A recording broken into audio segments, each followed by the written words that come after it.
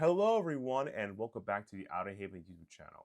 It is I, Getsilius, and I'm back at it again with another video game review for you guys. And this time, I'm reviewing Dark Deity 2. Dark Deity 2 is the sequel to the SRPG Dark Deity 1. And yes, Dark Deity 2 is also an SRPG. This is one of the games I was looking forward to when on release. I have played the Steam Fest demo of this game. I have done trailer reactions for this game. I'm very hyped about this game, and I'm very excited to see what this game goes to. Now, does this game live up to its hype? Let's find out in the review. And if you haven't already, be sure to subscribe to the channel, hit the bell to be notified as we go live with content, and I'll see you in the review. Okay, I want to give a huge shout out to the publisher Indie.io for allowing us to have access to review the game. I also want to give a shout out to Sword and Axe LLC developers because they did something which can answer the never-ending fight between RPG nerds everywhere. You see that right there on the screen? That's rolled levels versus linear. Basically, in a nutshell, people to this day argue which is better for your RPGs. Rolled level is just random, it's RNG, you get random stats, it goes up any way they can. Sometimes it can lean towards archetypes. Some characters have better odds versus others. That's what makes them stronger. Like, if you get a character that rolls more strength, they're better at being stronger, etc., etc. And linear is a more average based on experience, and that's how you want to play it. That's it. And you could just choose one or the other. Preset level ups or random level ups. It answers the question. No longer we have to fight between who is the best. Generally, my personal opinion, the best level up system is roll because RNG's got nothing on you. Roll level save scumming will jokingly save your life. But anywho, I shout out to that. This is a very good idea. Really should be a standard for some RPGs. I appreciate that. But let's get on to this review. So, the first thing about any video game I talk about, I want to talk about the graphics and the aesthetics. Okay, graphically, this game is somewhat similar but a huge improvement on Dark Deity Uno. This game looks great. The aesthetic is somewhat a high fantasy setting. The characters are well defined and look like.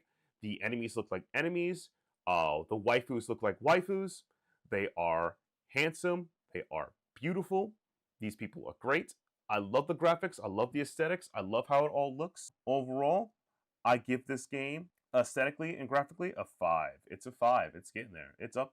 Now, before we get into certain things, I just want to point out that the menu looks good. It's graphically, it's all in there.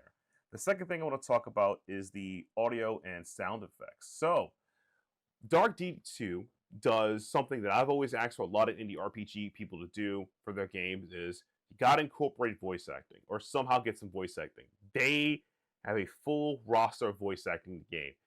The major mainstream cutscenes are voiced. The enemies have voices. The music sounds cool. How enemies get hit sounds fantastic. I'm very, very surprised about it. I think that was a really good step up. Musically, though, the game is not the strongest, but the voice acting is strong and the sound effects are a lot stronger. So overall, I have to give that a 4. Give it a 4. They improved on a lot of things. Musically, it's not the greatest, but everything else about the sound design is solid. So we can go with that one. Now it's time to talk about the meat and potatoes of every video game, the gameplay. Okay, before we get into the gameplay, we need to talk about what this game offers you, okay? We have to get into the meats of the game. We have to talk about the menu. Every battle is won with preparation. Your best prep time makes you the best superhero. There's a reason why Batman wins all his fights anyway. And it's not because he's the best fighter in the universe. The man has a backup plan for his backup plan for his backup plan for his backup plan. So let's get this out the way. The menu screen is intuitive. You have an inventory, you have to look at your army, and a system where you can save and save so many people. The inventory helps you manage your items. It helps you manage buying things that you need for your army, for your units, such as like weapons and runes and other things. I would say weapon runes and coins, but I'll talk about that in each detail. So, runes are used to upgrade or change properties of your weapons, allowing the characters or your units to be more powerful in different ways, which I find insane. Basically, Even if you get bad rolls or you don't like how a certain character archetype plays, you can use runes to adjust it to become lean to their strengths or round them out differently. One of the things that I've done is that, in the house of Gwen we serve, Gwen has the ability to be, I say, a crit machine if you decide to go for a devout build or a night singer. I noticed that I didn't get a lot of luck, so I decided to boost her crit chance with her knives, which actually boosts her crit ability, which made her a better fighter, in my opinion, which helps her in battle. You could also do interesting rune abilities, such as Titan, I believe, and correct wrong, that allows you to do more damage, but you have less accuracy. So it's kind of pros and cons of some runes, and it's really, really great. Elixirs, if you find them during battle, in essence, allows you to buff up the stat increments of certain characters that you feel too low. Let's say that you decide to make Cassandra your healer into a Juggernaut, and you realize through a couple of level ups you have, her HP is not high enough. You got a couple HP elixirs, throw it in her way, boom, boom, boom, her HP is a little higher. Again, you're prepping for the next fight. It's really good. I love that. I also love the ring system. You can customize and make rings that has many interesting effects. It allows you to change characters, I would say, getting more EXP, allows them to get more hits. It even gives them buffs to certain stat bonuses, such as mastery, fortitude, defense, etc., or even might. I would say the menu system is easy to understand. There are prompts to let you get it better. There's also a bond system similar to if you've played Fire Emblem, where if there's certain units are friends of each other and they hang out in battle, can talk to each other post-battle, which will give you items as well as get to learn more about the character story. And sometimes if certain bonds will have a conversation, you just get straight up bonuses, like more money. And I've got to tell you, money is really important in this game. If you want to boost your characters and level them up without buying items, there's a thing called training, which happens. You could choose between starting after a certain amount of chapters. I'm going to spoil there, where you can level up your characters before starting the fight, which gives you a chance to boost their abilities, their bonds, and other things. Now, here's the best part about that: using training costs 1,000 gold a pop. That's right. That could be a bit hefty in your early game, so you better find a way to farm money. So, if you're getting money from hanging out with your homies, getting the bonds, I gotta say, free training, baby. Let's go. That's really awesome. Another thing this game does really well is that it has a pathway system where you're allowed to choose between branches of storyline if you side with one character or another. I wanted to make a very strong point here about siding character. Do not ever choose against our holy waifu Enid, all right? Enid, she can do all the genocides on the planet, and I will still support her. Support your genocidal lovely waifus. And if that's not the plan, I'm going to be honest with you. You can always side for the boys. Side with Benji. Thank you for bringing Benji back. The boys are back. The boys are back in town, baby. We're back, baby. Woo! Benji's back. He's in the game. Well, it's not the OG Benji, but it's still pretty funny. I can't believe he's back. And he hits like a truck. He's still as powerful as, well, I feel more powerful than the original game. But there is branching paths in the game that make some characters go away, that you could choose to think. You get item bonuses, so it has some replay value in that regard. And I find that really, really cool. So I think that's a really cool aspect of the game. Another great aspect of the game that I deeply enjoy, I probably should say graphic aesthetics, is that the crit attacks in the game has really great animations. Gwen's crit attack when she's her basic uniform before you upgrade her as an Astral is essentially the Jotaro pose of JoJo's Bizarre Adventure Part 3, where Jotaro snaps his fingers and the stand comes at you, beats you up. But her stand doesn't beat you up, she smacks you with swords. That's cool. In this game, as I mentioned, Gwen, every unit has an interesting passive ability they can activate on their own, and abilities they use on and other abilities. This game doesn't really adhere to, I will call it, the weapon triangle or triangle abilities. Your character has weaknesses based on their stats and whatnot. So, how do they balance this out? Well, here's the interesting part. Every character has a certain amount of abilities. They learn from their classes and are passive.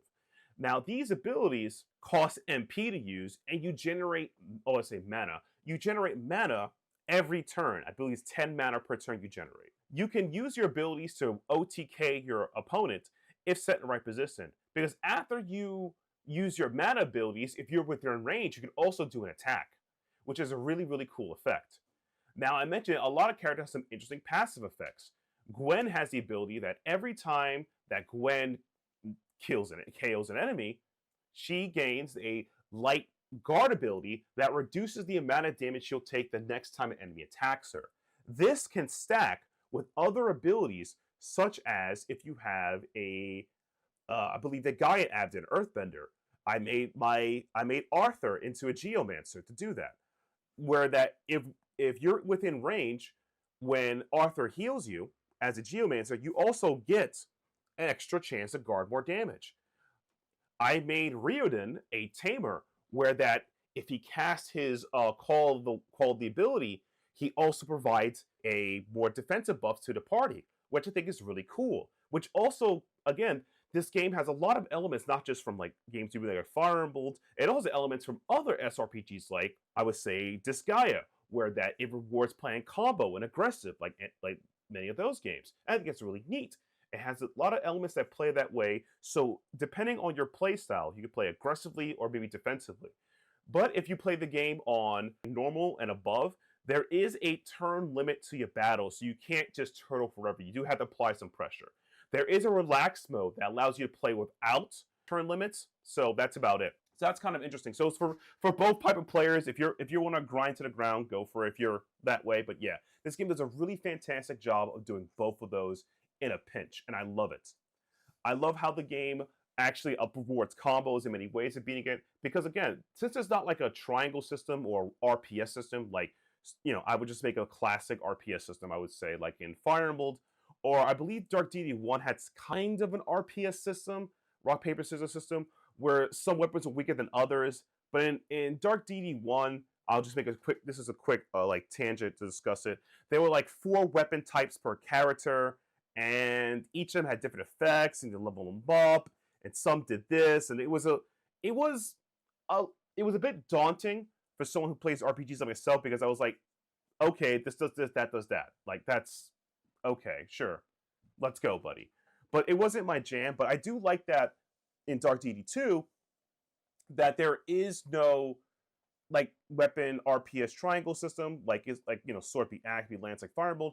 It is just, is your stats good enough? Are you positioning strong enough? Are you baiting the enemy to attack you? Do you know who should be your front line? Who could take a hit or not? Is it safe to throw Cassie in danger? Please don't throw Cassandra in danger. I say Cassie for short. Don't throw Cassandra. She is precious. She's a queen. Don't do that. We defend her with our lives. Don't do that. Okay, out the way. That's pretty cool in that regard. So I think the game rewards a lot more strategy, and Asgard does that way. I think the game has tons of prepayability with the many path system it chooses, so you could try different chapters, different outlets, and different units. It's really great. I'm grinding the game out in funny ways, where I decided to do a run where I decided to make Saxton. Love his design, by the way. Saxton, clearly the dev saw my VTuber design, my amazing hair. Like, it's Saxton, that's my guy. But jokingly, I decided to make a run where Saxton was a seeker, where he was a caster more than a monk. So it was kind of interesting to see how the play styles based on the abilities and whatnot. What's also interesting is how the game deals with, I would say, like scaling, because I noticed that when I tried to level my character's training mode, the next chapter scales properly, so that's a good thing. So that's good. So you can't like kind of curve stomp the game, but you know what you're doing. That's great based on the level parameters you choose. Another game this game does really, really well gameplay-wise is that none of the battles ever feel super drawn out. They feel well-paced. There's never a chapter I feel like it's dragging its feet. And I say this because there are some strategy RPGs or SRPGs I've played where the fight just feels like I'm just dragging onto one set to another, even though I'm already winning. Because it's like, bro, I don't need to fight 10 more enemies. That's enough. That's enough. I already figured it out. Let me go on to the next chapter, please. It's like, nope. Here's 5 extra enemies to fight. Here's a mini boss. Let's go. And I gotta say again, I really do love the voice acting in the game. The voice acting applies to not just to the cutscenes, the story mode. It comes to battle, when you hit crits. It's really great. Because I love it when, again, whoever is the voice actor Benji, And I really love it when you randomly select him. He does the the doggy growl, roo, roo, roo, or my personal favorite, put me in, coach. I'm like, gotta put him in. He's in there. A few solid tanks, it's not enough. That's what Benji's for. And that's the really cool part about it. Even if you play the RNG style, like roll up system, level up, which probably I think more people could choose that, or you play linear, you still feel more in control how to make the character you like or the character you want to play with be powerful. Granted, it might cost you some more runes, but you get to express yourself playing the character you want to play. And I think it's a really, really nice effect in this game. And that's really cool. And I do love the ability system of the game. It rewards aggression. It rewards you understanding your character's kit in that regard. And I think the game does a good job of the choice selection of like, who do you side with? Who do you want in your party? Who do you don't? How do you deploy? It still employs all the elements of what I like about SRPGs from games like Tactics Ogre, Fire Emblem, games I enjoyed from that regard, as well as the original. This game is a huge step up of the first game. It's easier to understand, but it still has the amazing complexities. It plays well, and it looks good all across the board. On none of the battles I ever fed, I was truly overwhelmed. And one the game really does that lets you test your skill is that each battle has certain side objectives you can do. So if you beat some objectives, be like beat the boss in X turns, or some objectives be like do this much healing, or do this much damage, or take this much damage. Or one of my personal favorites in some rooms is activate these certain special areas, like such as purify a tombstone, or stand near a lake, or open a door. And sometimes that could be more dangerous because you're fighting more enemies. I remember there's some chapters, where if you take on this challenge, you spawn enemies that are very powerful. But by beating them, you complete the sub-challenge that allows you to get more items, or more weapons, or even more money, so you can go back to training, or making your unit party more powerful, which I think is really cool. I also deeply like how all the characters look unique. I like how gameplay-wise, they just feel so expressive. I could have two archers in a room, a Deadeye and a Tamer, and I'm like, I know which is which. I know who's on my team. I know which is the enemy. I like the unique sprite design of the game. So that's one graphic aesthetic, but it fits here too. Overall, I got to give the gameplay a solid 5. I got to give it a solid 5. It's perfect in every way. It fits its core RPG aesthetic. I could recommend this game to other people who will play SRPGs. Hardcore SRG fans will love it because it has so much content in it, as well as it just does a really good job of incorporating aggressive style SRPG gameplay, defensive, as well as like you just being good at the game. It just feels good to be good at the game. So what's my final score of the game? What do I give this game? Its aesthetic is fantastic. The art design is excellent. The voice acting is great. The music, not my strongest point, but I love how the game sounds. I love the characters game. I love elements of the story. Like, it's pretty cool. The battles are really intense. The only downfall of the game is that in the current version I was able to play the game, because the game also plays well on Steam Deck, it doesn't have cloud save. So I do not know if the development team is working on having cloud save. And the only reason why I suggest cloud save for Steam is because, well, I don't want to restart my runs over again. So, that's a whole thing in a nutshell. That's a slight thing, but it's not there. But overall, what do I give this game? This is a game, as I said earlier, I can recommend to new players and veterans. And myself feels like it's such a huge upgrade to the first game. They've done a fantastic job. Everyone who worked on this game, fantastic job. And that's a really good thing, because it's like this is what I think should be, and I will call this game one of the high standards of an indie SRPG should be. It plays well, it has voice acting, its production value is on point, and I think this is a perfect example of an RPG scaling up. And I think that's a really, really good thing. So what do I give this game? Since I've been hyped for it, I've been playing the demo, I reviewed every trailer I could find about it, practically sponsored by them. Jokingly, I'm not. I wish sponsorship, please. But seriously, I give this game a 5. This game is amazing in every format what it does. It's an RPG that is for new RPG people. It's for RPG people who love RPG. It's for the homie who loves Tactic Ogre. It's the homie who loves Suiken and Tactics. It's for the homie who loves classic Fireball. It's for the homie who loves RPGs and needs something to play while they're on a plane ride going to Boston. It's for the homie who legitimately wants to try an RPG they've never played before. This is for you. I cannot speak around it. It's for you. And I also want to give a shout out to the developer for the writing team with this game. They really incorporated elements of the first game and second game. You know, like Alden. Look at Alden growing up, man. Benji. You brought back Benji, man. I didn't expect Benji to be there. You know, my boy's back, you know? The boy's back, man. The boys are back in town, you know? So overall, I really do mean this. The game comes out on March 21st, 2025, and I've got to tell you, it's available on PC, I believe, Steam. I got to say, get it now.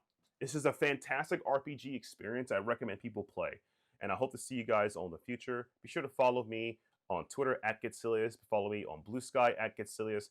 Subscribe to the Outerhaven YouTube channel to be updated with reviews, gameplay, videos, and more. I hope to see you guys in the future.